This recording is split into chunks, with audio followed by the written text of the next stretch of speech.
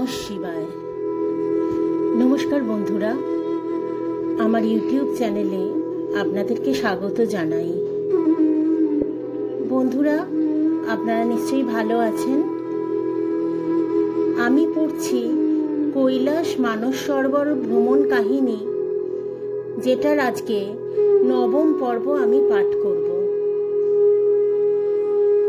এই গল্পটি ভালো করে বোঝার জন্য আপনারা আমার ইউটিউব চ্যানেলে গিয়ে পর্ব 1 থেকে ক্রমান্বয়ে অন্য পর্বগুলি শুনে নিন এবং তারপর আমার এই আজকের পর্বটি শুনতে থাকুন। এই মানস সরোবর ভ্রমণ কাহিনীটি খুবই রোমাঞ্চকর, যেটা আমি পড়েছি, তাই আপনাদের কাছে পাঠ করে সেই অভিজ্ঞতাটা আমি তুলে ধরছি। আর দেরি না করে চলুন শুরু করে ফেলি। আজকে হচ্ছে পর্ব 9। অতঃপর তিব্বতের মালভূমির ওপর দিয়ে চলেছি। পামির মালভূমি বলা হয় পৃথিবীর ছাদ। চড়াই উতরাই তেমন নেই, অধিকাংশ স্থানই কুমড়ো পৃষ্ঠের মতো, কিন্তু চারদিকের পাহাড় পর্বতমালার আকৃতি, বিন্যাস ও বর্ণ খুব আকর্ষণীয়। প্রখর সূর্যকিরণে মরুভূমির মতো ধুধু করছে সামনের বিস্তীর্ণ প্রান্তর। সামনের গাড়িগুলির পেছনে প্রচণ্ড ধুলো উঠছে। একটা গাড়ি থেকে অন্য গাড়িটা তাই বেশ সাবধানে এবং ব্যবধানে চলছে। কাঁচ বন্ধ করা, খুললেই ধুলোয় দম বন্ধ হয়ে যাবে। এখন আমরা প্রায় 14,000 ফুট উঁচুতে। প্রবল চড়া রোদ, ঠান্ডা তুলনায় কমই লাগছে। তিব্বতের এককালে নাম ছিল হুন দেশ, পরে ভোট নাম হয়। ভোট থেকেই সম্ভবত টো ভোট হয়ে তিব্বত নামের উৎপত্তি। আবার ত্রিবিষ্ঠব ভূমি বা দেবভূমি, এই ত্রিবিষ্ঠব থেকেই নাকি তিব্বত শব্দের উৎপত্তি। মহাভারতে অর্জুনের হিমালয় এবং তিব্বত বিজয়ের কথা আছে। যুধিষ্ঠিরের রাজসীয় যজ্ঞে ওইসব প্রদেশের রাজন্য বর্গের কাছ থেকে মূল্যবান নানান সামগ্রী উপঢৌকন আসে। অনেকটা চলার পর আবার থামলাম। আবার চেকিং, ফাঁকা প্রান্তর, তার মধ্যে চেকপোস্ট। যদিও আমাদের কোনো চেকিং হলো না, যা হলো তা লিয়াজো অফিসারদের সঙ্গে কাগজপত্রের চেকিং। আধ ঘন্টা পর আবার চলা শুরু। কিছু সময় বাদে পাথর ঘেরা একটা বড় বাড়ির সামনে গাড়িগুলি সব দাঁড়ালো। পেছনে খাবার দাবার মালপত্র নিয়ে যে ট্রাক দুটো আসছে তার জন্য অপেক্ষা। আমরা নামলাম। চারদিকে বরফের পাহাড়। এখানে পাহাড়গুলি খুব কাছে। ঠাকুর হাঁটছেন। একটা তিব্বতী কুকুর ঠাকুরের কাছে এলো। ঠাকুর ওর মাথায় একটা টুপি পরিয়ে দিলেন। কুকুরটি অমনি বিগলিত হয়ে ঠাকুরের পায়ে শুয়ে পড়ল। ঠাকুর ওর মাথায় একটু আদর করতেই সে পা উল্টে একেবারে সমর্পণের ভঙ্গিতে 2-3 বার গড়াগড়ি খেয়ে সামনের দুপা দিয়ে ঠাকুরের 2 পা ছুঁয়ে মাথা ঝোঁকাতে লাগলো। ঠাকুর চলে আসতে আবার ছুটে গিয়ে পা জড়িয়ে ধরল, যেন ঠাকুর কত দিনের চেনা। অন্যরা বিস্কুট লজেন্সের লোভ দেখালেও সেও মুখ হলো না। কুকুরটির লক্ষ্য কেবল ঠাকুরের পা জড়িয়ে থাকা। দীপকদা বলল, ঠাকুর ও আপনাকে প্রণাম করছে। দেখুন, অন্য কত কুকুর রয়েছে, কিন্তু ওরা আসছে না, কেবল ওই আপনাকে ছাড়ছে না। অন্যরা খাবারের লোভ দেখালেও ও কিন্তু সেদিকে যাচ্ছে না। এদিকে গাড়ি থেকে শিখাদি কোনো মতে নামলো। ভালোভাবে দাঁড়াতে আর পাচ্ছে না।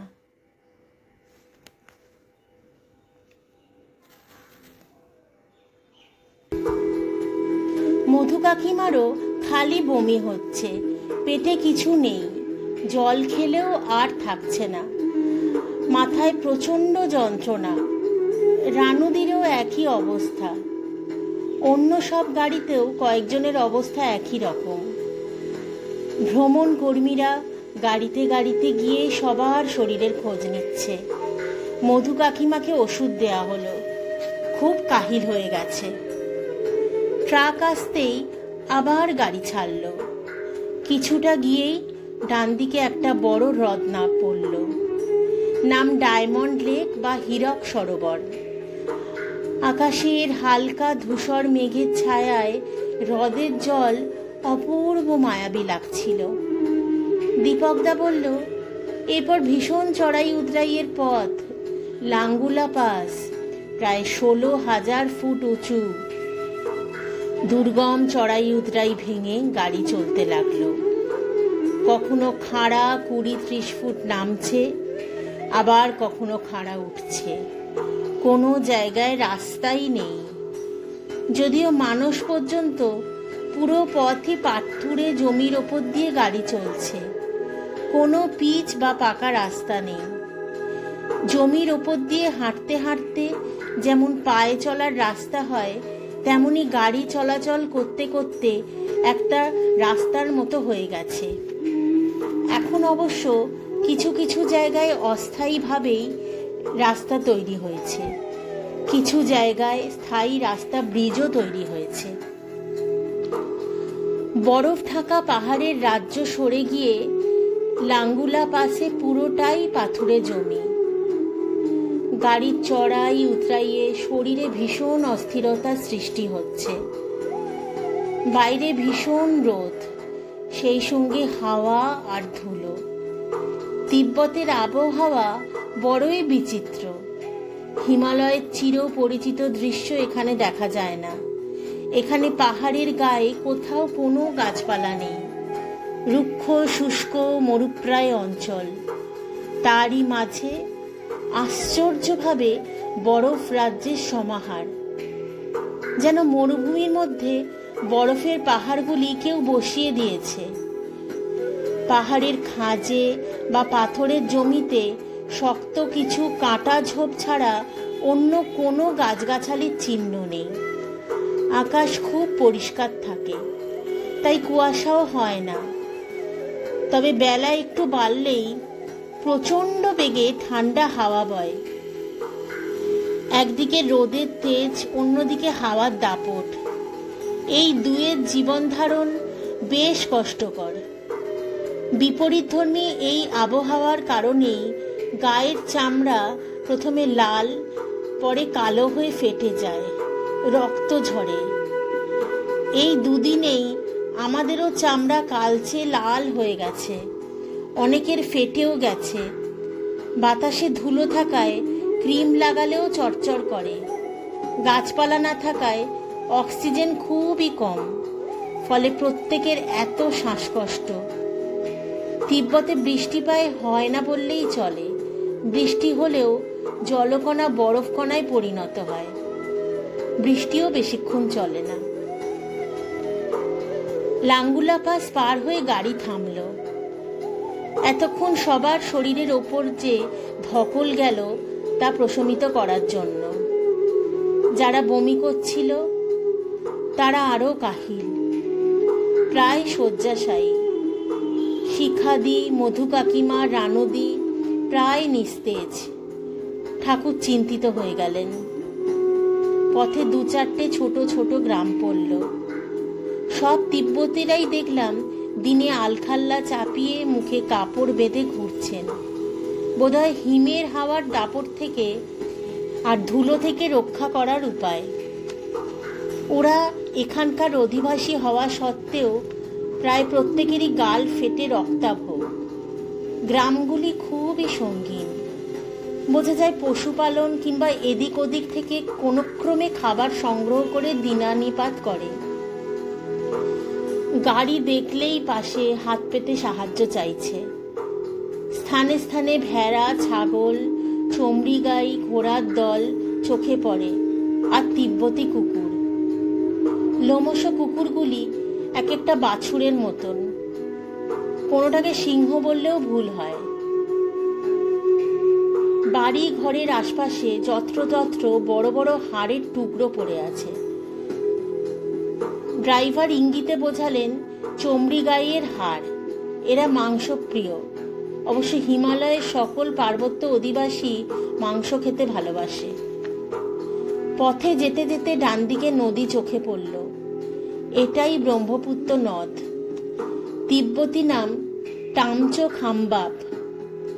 সাগর পথেই প্রথম ব্রহ্মপুত্র চোখে পড়ে। নদের অন্য পাশে শহর চোখে পড়ে, অর্থাৎ আমরা সাগা চলে এসেছি। আজকে আমরা এখানেই থাকব। ব্রহ্মপুত্র পার হয়ে গাড়ি এসে বেশ বড় একটা হোটেলের ভেতরে ঢুকলো। সাগা হোটেল, বেশ বিলাসবহুল হোটেল। পিছনেই সাময়িক ছাউনি, বড় বড় করে লেখা, সাময়িক ছাউনির ছবি তোলা নিষেধ। আমরা সবাই রিসেপশনে বসে দাঁড়িয়ে। বেলা এখন 10টা। প্রত্যেকের চোখে মুখের অবস্থা দেখেই মনে হচ্ছে স্নান্ত ক্লান্ত। সাগায় নিঃশ্বাস নিতে যেন আরো বেশি কষ্ট হচ্ছে। হোটেলে সবাইকে ঘর প্রতি 100 ইয়ান জমা রাখতে হবে। যদি চাবি হারিয়ে যায় কিংবা ঘরের কোনো কিছু নষ্ট হয়, সেজন্য এ ব্যবস্থা। আমাদের ঘর দিল 3 তলায়। হ্যান্ড লাগেজ তুলতে প্রাণ ওষ্ঠাগত। এক একটা সিঁড়ি মনে হচ্ছে এক একটা পাহাড়। প্রচন্ড হাঁফ ধরে গেছে। মাঝে মাঝে মনে হচ্ছে বোধহয় কেউ নিঃশ্বাস বন্ধ করে রেখেছে। ঘরে ঢুকে শিখাদিকে আগে শুইয়ে দেয়া হলো। আমারও মাথাটা প্রচন্ড ধরেছে। বেশ শীত, কিন্তু অন্ধকার, লোডশেডিং। হোটেলে জেনারেটরের ব্যবস্থা নেই। এখানে প্রতি ঘরেই বাথরুম। নায়ালামের মতন কমন বাথরুম নয়, কিন্তু জল নেই, কারণ ওই লোডশেডিং। এত বড় হোটেল, কিন্তু জেনারেটর চালাবে না। একমাত্র রাত হলে জেনারেটর চলবে। আমার মাথা বেশ ধরেছে, তার উপর খিদে লেগেছে। ফ্রুট জুস, কর্নফ্লেক্স দিল, কিন্তু কিছু খেতে ইচ্ছে করছে না। পেট খালি, কিন্তু মুখে দিলেই বমি বমি লাগছে। ঠাকুর এঘর ওঘর করছেন। পাশের ঘরে মধু কাকিমা প্রায় অচৈতন্য। কয়েকবার ওষুধ দেয়া হয়েছে, কিন্তু রাখতে পাচ্ছেন না, খালি বমি হয়ে যাচ্ছে। আরতি কাকিমা, মঞ্জুলিকা দি ও মধু কাকিমাকে খুব সেবা যত্ন করছে। মুড়ি ভেজানো জল খাওয়াচ্ছে। ঠাকুর উদ্বিগ্ন, অবস্থা খুব ভালো নয়। শিখাদিকে দেখতে এলো ভ্রমণ কর্মীরা। অক্সিজেন সিলিন্ডার এনে অক্সিজেন দেয়া হচ্ছে। এর মধ্যেই মধ্যাহ্ন ভোজের ডাক এলো। আমি শুয়েছিলাম। মাথায় এত যন্ত্রণা করছে যে ওষুধ খেয়েও কমছে না। আমার মাথা যন্ত্রণা হলে সাধারণত গভীর ঘুম হলে সেরে যায়। ঘুমও পাচ্ছে, কিন্তু ঘুমাতে পারা যাচ্ছে না। শরীরটা কেমন যেন অস্থির লাগছে। শুলে মনে হয় বসি, বসলে মনে হয় শুই। বলে বোঝানো সম্ভব নয়।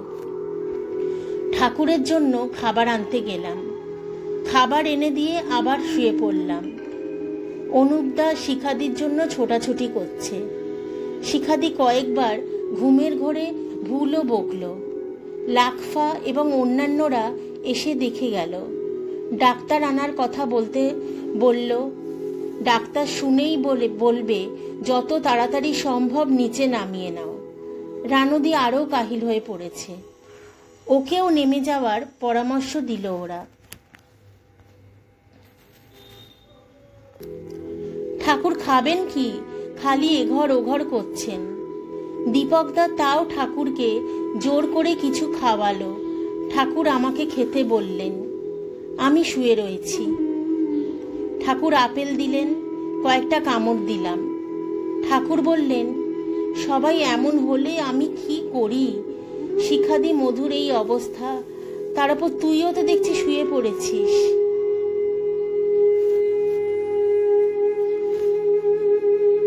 বন্ধুরা, কৈলাস মানস সরোবর ভ্রমণ কাহিনীর 9ম পর্ব আমি আজকে এখানেই শেষ করলাম।